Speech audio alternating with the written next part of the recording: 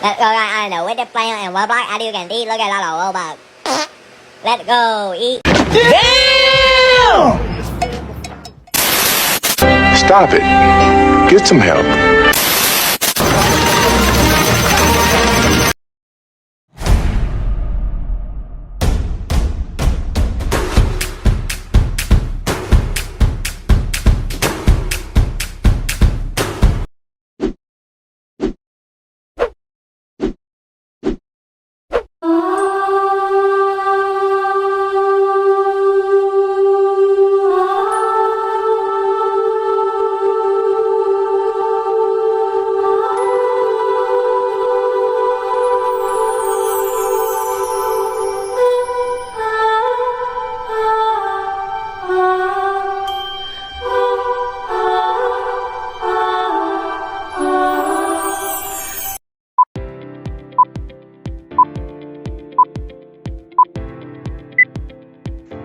Hai teman-teman, hari ini saya akan menjelaskan sedikit mengenai metode Northwest Corner dalam riset operasi.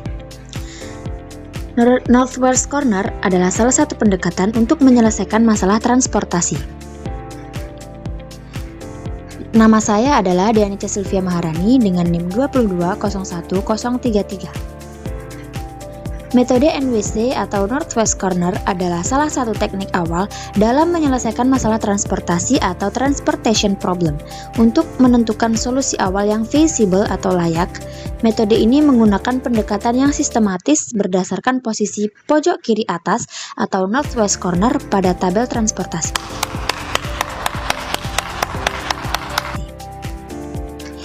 Definisi dari metode Northwest Corner adalah teknik untuk menentukan solusi awal dalam masalah transportasi. Tujuannya, menyediakan cara sistematis untuk mengalokasikan sumber daya dari beberapa pengirim ke beberapa penerima. Konsep dasarnya yaitu masalah transportasi melibatkan pengiriman barang dari beberapa pabrik ke beberapa gudang dengan tujuan meminimalkan biaya transportasi. Yang kedua, tabel yang menunjukkan kapasitas pengiriman dari pabrik dan permintaan dari gudang. Langkah-langkah untuk menyelesaikan Northwest Corner adalah: pertama, buat tabel transportasi. Susun tabel dengan baris untuk sumber atau supply dan kolom untuk tujuan atau demand. Selanjutnya, masukkan biaya transportasi per unit ke dalam masing-masing sel. Kedua, mulai dari pojok kiri atas. Pilih sel yang berada di pojok kiri atas tabel, alokasikan sebanyak mungkin unit ke sel tersebut dengan ketentuan tidak melebihi kapasitas supply sumber terkait, tidak melebihi kebutuhan demand tujuan terkait. Lalu ketiga, kurangi supply atau demand. Jika supply habis, pindah ke kolom berikutnya atau ke kanan. Jika demand habis, pindah ke baris berikutnya atau ke bawah.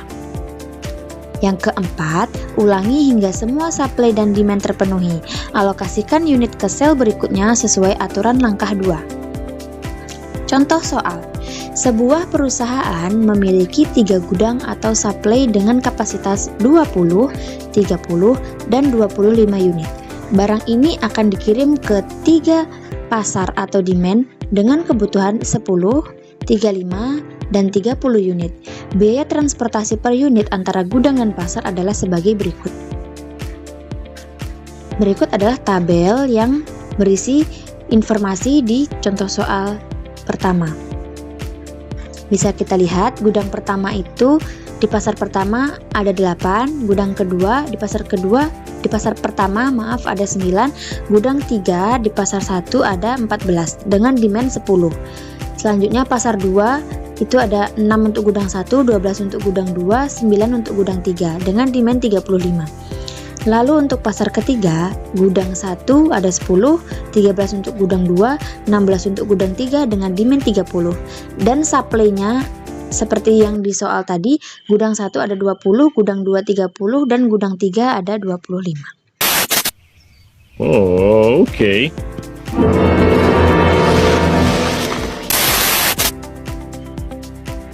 Lalu bagaimana cara menyelesaikannya? Jadi untuk menyelesaikan yang pertama adalah alokasi di pojok kiri atas, alokasikan 10 unit dari gudang 1 ke pasar 1. Karena demand pasar 1 hanya 10, sisa gudang 1 sama dengan 20 kurangi 10 sama dengan 10. Sisa demand 1 sama dengan 0. Dari mana kita dapat 20? 20 adalah dari supply. Jadi 20 dikurangi 10, 20 supply dikurangi dengan demand 10 menghasilkan 10. Karena demandnya 10, maka kebutuhannya sudah terpenuhi. Lalu cara yang kedua, pindah ke kolom berikutnya, alokasikan 10 unit dari gudang 1 ke pasar 2. Sisa gudang 1 dan yaitu 10 dikurangi 10 sama dengan 0. Sisa demand pasar 2 sama dengan 35 dikurangi 10 sama dengan 25. Lalu selanjutnya pindah ke baris berikutnya, alokasikan 25 unit dari gudang 2 ke pasar 2. Sisa gudang 2 sama dengan 30 dikurangi 25 sama dengan 5. Kita lihat lagi ke tabelnya. Bisa dicocokkan ya, supply-nya 30. Lalu selanjutnya pindah ke baris berikutnya tadi, sisa gudang 2 sama dengan 30 dikurangi 25 sama dengan 5. Lalu yang selanjutnya ada sisa demand pasar adalah 25 dikurangi 25 sama dengan 0. Yang keempat, alokasikan 5 unit dari gudang 2 ke pasar 3. Alokasikan 25 unit dari gudang 3 ke pasar 3. Ini adalah hasil alokasi yang telah kita hitung tadi. Jadi gudang 1 itu pasar 1-nya ada 10, gudang 2 ada 0, gudang 3 ada 0, dan demandnya ada 10.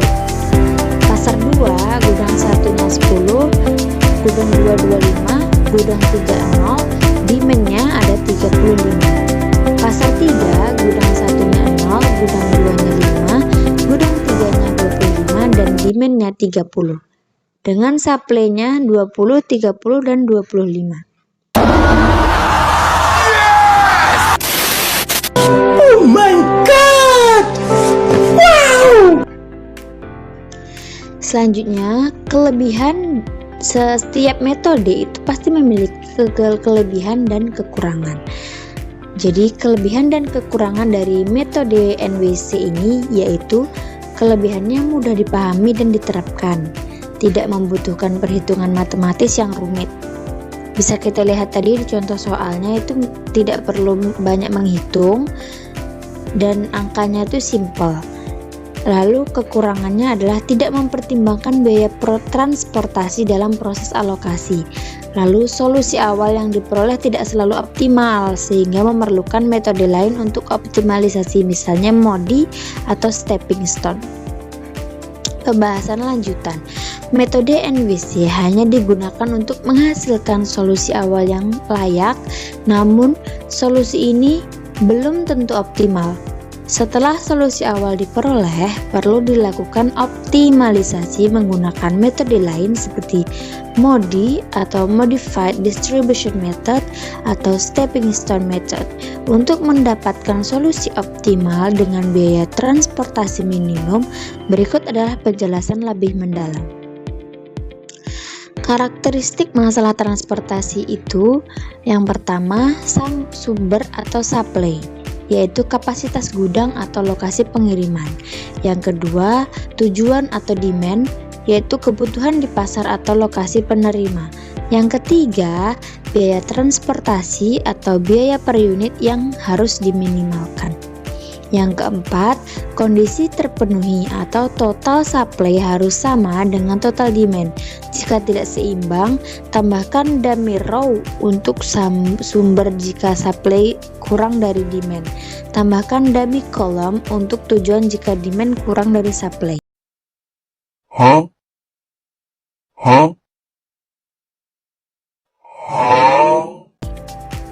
Lalu langkah-langkah optimalisasi yaitu pertama, identifikasi sel kosong. Sel kosong adalah sel yang belum mendapat alokasi unit. Yang kedua, bentuk siklus tertutup. Mulai dari sel kosong, buat siklus yang menghubungkan sel kosong dengan sel yang dialokasikan. Siklus ini harus berbentuk persegi panjang. Yang ketiga, hitung perubahan biaya atau delta C. Tambahkan biaya sel kosong atau positif dan kurangi biaya sel yang sudah terisi atau negatif. Lalu delta C sama dengan jumlah positif dikurangi jumlah negatif. Yang keempat, interpretasi. Jika semua delta C lebih dari atau sama dengan 0, solusi sudah optimal. Jika ada delta C kurang dari 0, alokasikan unit ke sel dengan delta C negatif terbesar untuk mengurangi biaya total. Yang kelima, ulangi proses ini terus dilakukan hingga semua delta C lebih dari atau sama dengan 0. Jadi jika kalian menghitung lalu delta C-nya tidak perhitungan pertama itu delta C-nya tidak sama dengan 0 atau lebih dari sama dengan 0, berarti kalian harus mengulangi proses tersebut sampai menemukan delta C lebih dari atau sama dengan 0. Baik, terima kasih. Semoga bermanfaat. Anda ingin sukses? Anda ingin maju? Anda ingin berhasil? Ya, jangan menyerah. Tekun, giat, semangat. Seperti saya ini, nih hasilnya. Kelapa. Anda ingin berusaha? Ayo dong.